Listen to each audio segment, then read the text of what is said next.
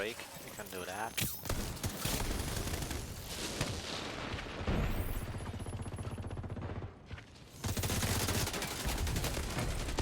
Two there, two there, two.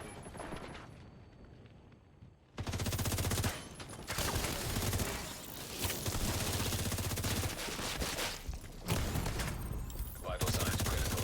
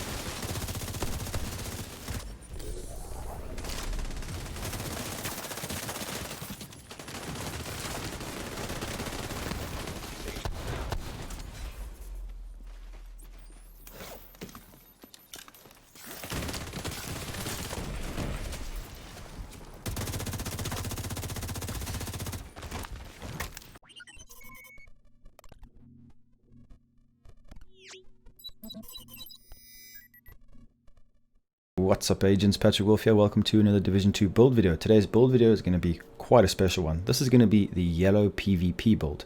Now the reason why I call it the yellow PvP build is because we're going to have a lot of electronics, a lot of stamina, so high yellows and high blues. So the reason why I call it the yellow PvP build is because we've got so many yellows, electronics like skill power and skill haste, that we're going to be utilizing the damage talents for our gun that you get with having high skill power, like compensated, on the ropes, perfect spotter. We're going to be getting a lot of gun damage whilst having a lot of utility from our skills. That's why I've called it the yellow build, which is, I think it fits pretty well. Now, this build is going to be a PvP variant. If you want to make it PvE, just stack more damage to elites. This build is good for any new players who aren't sure what build to build first. This is extremely potent. You have massive survivability.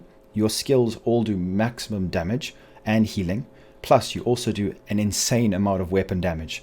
Really good. Like one magazine from my gun can melt someone with 500,000 armor.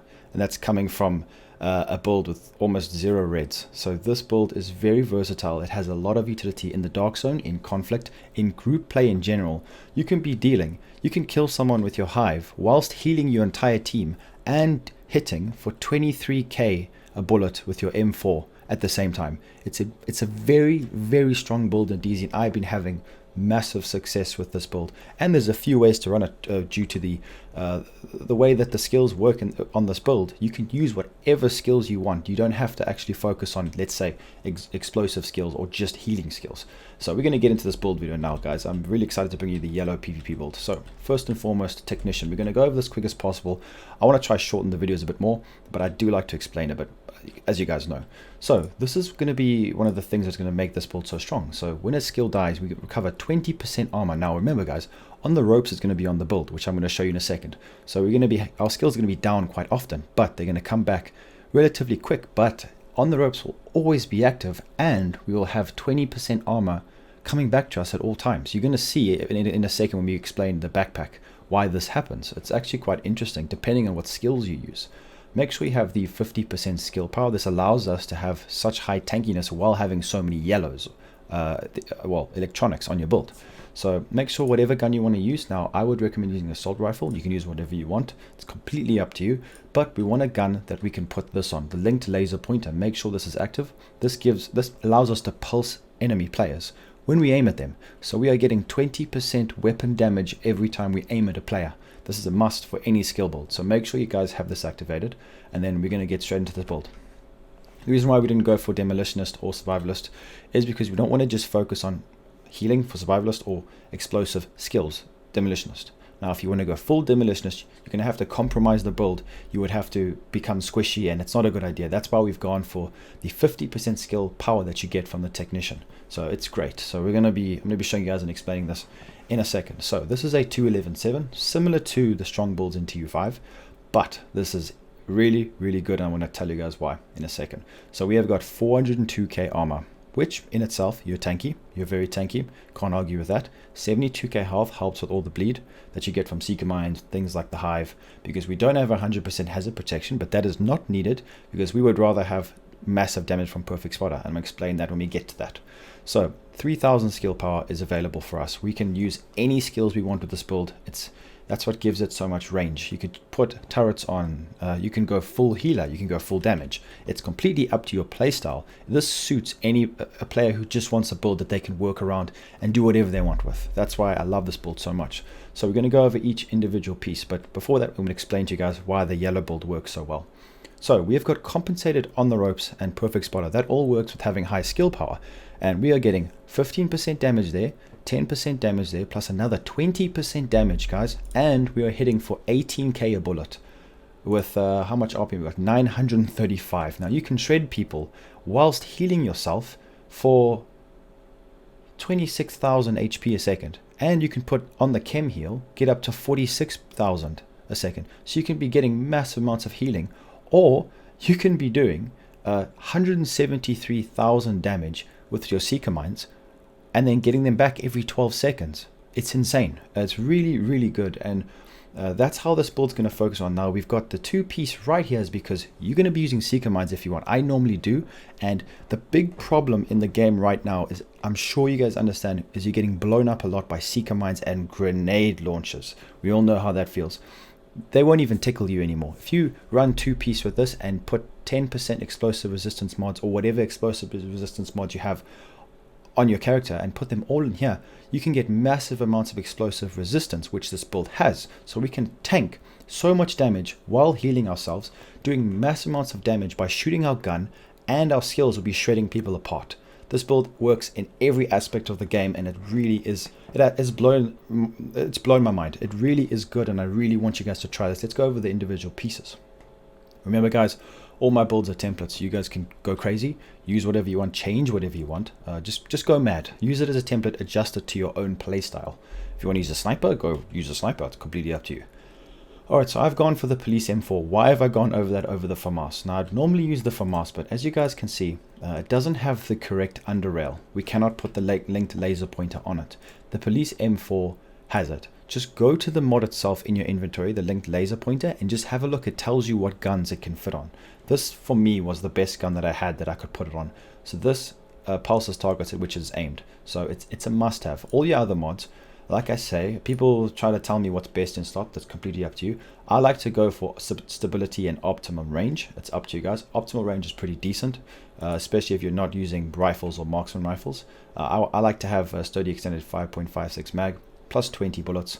Reload speed is a bit of an issue, but we'd rather have the extra bullets. The reason why I've gone for this is because of optimal range. I like optimal range. The damage drop off can be quite bad on some of these guns. You'll be amazed at how far you can melt people if you just stack a bit of optimal range. Go for anything you want. If you're on console, you guys can go for accuracy. It's completely up to you. Stability, whatever. It just depends, because critical range, remember guys, it's pretty much been removed from the game. I don't know what's happening. I don't know if it's bugged or the developers have left it in here for a reason, but critical range, don't worry about that too much. So the secondary, now this is completely up to you. I've gone for this because you'll be amazed how many people you can shred with your gun, your primary, and then this will give us a massive amounts of fire rate. So we get a 15% fire rate for 10 seconds, which means you can melt the next person even faster. It's great for going up against multiple people when you're just solo as well. It's a great solo player's build. So that's the thing as well, is if you use a Seeker Mine and you stagger the person, even if he's got 500,000 armor, he's dead.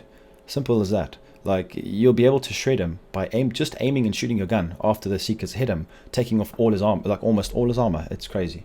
Alright, so where were we? I'm getting a bit caught up here. So you can use whatever you want. Maybe even go for the Diamondback to get more armor when you're reloading. Maybe if you want to be running out in circles. It depends how you play. So on the pistol, I have gone for In Rhythm. While equipped enemy kills have a 5% chance to refresh active skill cooldowns. I love this. It's equipped, which means it works on any of your guns. But you can go for Rooted. That's good as well. Completely up to you guys. Rooted's also nice. All skill damage and healing is increased by 25%. I like to use this for PvE builds because you have to be in cover. So it depends how you want to play. So these pieces are quite important. hopefully you guys can get it. You might not get as much armor as me depending on what rolls you have, but don't worry about that. As long as you got some decent healing mods on your hive or chem launcher, you'll be golden. Alright, so Yila got mask. We've got 13k health, 460 skill power with perfect spotter. That gives us 20% weapon damage just flat, straight off the bat. That's insane. All your mods, we're going to go for whatever skills you want to use. I've gone for just the base 166 high. The rest of my mods will be arranged around Seeker Mines and the Hive. So that just depends on what skills you guys want to use. So this is the chest piece that I have. You guys know this. I always use it. This is my baby, my best chest piece. Just get something with a lot of blues. Bloodsucker is insane. It's very good for stacking armor. This will help you survive a lot. I would choose this over Unbreakable in PvP any day of the week. So definitely try and get this. 40k armor, 30% total armor. You don't have to have those mods. You can have whatever kind of armor rolls you want. Even if you guys want to put maybe some extra weapon damage, just don't go over 3 reds because of compensated. And just make sure you have enough yellows. But the nice thing about the Alp Summit, it does have a yellow mod slot. So what's important as well, guys, is that mod that was in the clan vendor. I think it was in the clan vendor. I bought 10 of them for this character and my other character. Explosive resistance 10%, which is insane. We're going to be stacking a lot of explosive resistance. These are the mods I've been using on all my defensive mod slots for this build, because Seeker Mines, and it goes hand in hand with Negotiator's Dilemma, which is the next piece. So 30% explosive resistance with health and skill power. Make sure to roll skill power here so you can get up to 7 yellows and to get up to 3,000 skill power. Then, as you guys know what I said before, all the mods that you need to put them there. This backpack is, I was very lucky to get it. It's going to be a bit tricky for you guys to get it. The reason why you need a Fenris, you could potentially use Fenris gloves and swap it around. It depends. Just make sure you have 11 and 7. Then you can do whatever you want, guys. Like I said, it's not really focused around reds. So the weapon damage is just a nice bonus that I have. 10% AR damage from the Fenris, which is needed for the build. Now, if you possibly want to use SMGs, go for Circle of Concern. It depends on what gun you're using. So remember, guys, adjust it to your playstyle. So 11k health, 6% weapon damage, and 20% total armor on the ropes. This is where it's going to get interesting, what I'm going to explain to you guys now. I could have more armor from putting hardened, but we've gone for hazard protection just to give us a bit more survivability. Now, I could get my armor up to 450k, which would be nice, but let me explain to you guys in a second. So we've got a bit of tankiness, some weapon damage, but on the ropes, now this is an interesting talent. You guys know this from TU5, but it's very strong now because of the way the developers have changed the hive. So when you drop the hive down and one little, should we call it little drone, goes down and heals you, when you pick it back up, on the ropes, let's say your Seeker Mine blew up and it's got a 12 second, you will have on the ropes active until your Seeker Mine comes back. Now, if you use a chem launcher and a hive, whilst it's recharging, on the ropes will always be active. So you guys will have on the ropes most of the time you're playing with this build.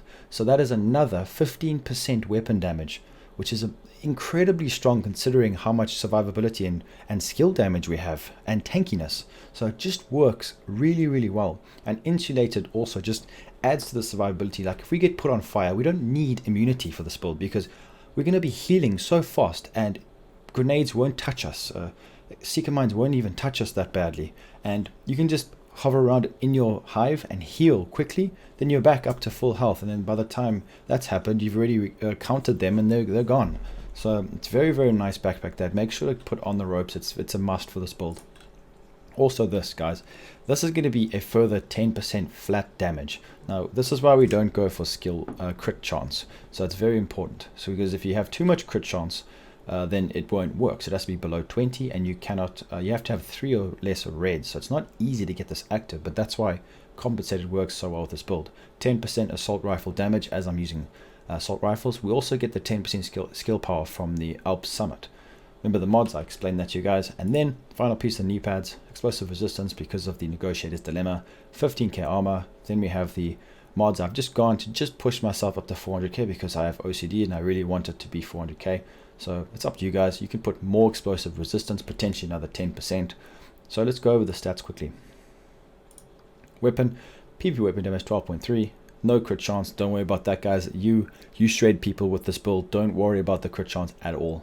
This is going more for straight up base damage. Then we're going to go further down. All weapons damage bonus 16%, 35% plus all the other talents that haven't been counted here. You're gonna shred people, guys. Very nice talents, all active, of course. Then we're going to go down. This is where it gets interesting. So this is where the build shines. 60% explosive resistance. They're gonna hardly tickle you guys. Hazard protection 30%, 50% pulse resistance. It's great. Now remember, hazard protection, that 30% will help, but it's not needed because we can out heal whatever's burning us or putting us on fire or bleeding, whatever. You just out heal it. Trust me when I say that. Now obviously, if you want to put instead of having the weapon damage on the perfect spot, it's up to you. You can have the hazard protection, completely up to you guys. Get up to 100%. You can do that, but I didn't feel a need to. So you guys can adjust it to whether or not you want to. So we've got a nice amount of skill haste as well. We do have 20%, 20 seconds. This is lowered to about 12, if I'm honest, guys. It's always 12. We get massive amounts of damage. The hive, very nice. The refill speed is 3, which is great. Healing is insane. PvP as well. It's very, very nice. So this build just rocks. It really does. Now, I've gone for the Seeker Mine. How have I modded it?